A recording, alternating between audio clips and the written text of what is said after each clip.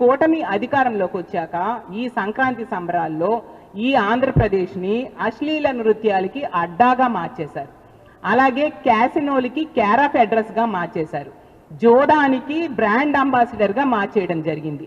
పేకాటకి పేటెంట్గా ఈ ఆంధ్రప్రదేశ్ రాష్ట్రాన్ని మార్చేశారు. అంత దారుణంగా ఎక్కడ చూసినా పబ్లిక్గా అడ్వర్టైజ్మెంట్స్ ఇచ్చి మరి ఇలాంటి సంస్కృతిని ఈ రాష్ట్రానికి ఈ కూటమి నాయకులు తీసుకురావడం జరిగింది. ఈరోజు గోవా, అలాగే శ్రీలంక, థాయిలాండ్ ఇలాంటి వాటిలో ఈ క్యాసినోలు ఇలాంటి సంస్కృతి మనం చూస్తూ ఉంటాము.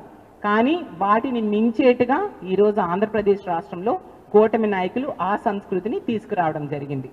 టీడీపీ పాలన అంటే తెలుగుదేశం పార్టీ పాలన కాదు, తెలుగు డట్టి పాలన అనే విషయం వీళ్ళు రుజువు చేశారు. ఎన్డీఏ అంటే నారావారి డట్టి అడ్మినిస్ట్రేషన్ అని ఈరోజు ఈ సంక్రాంతి సంబరాల ద్వారా రుజువైన పరిస్థితి మనం చూస్తూ ఉన్నాము.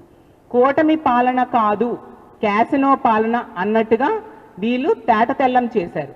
అలాగే మంచి ప్రభుత్వం కాదు, మద్యంలో ముంచే ప్రభుత్వం అనే విషయం తేటతెల్లమైంది.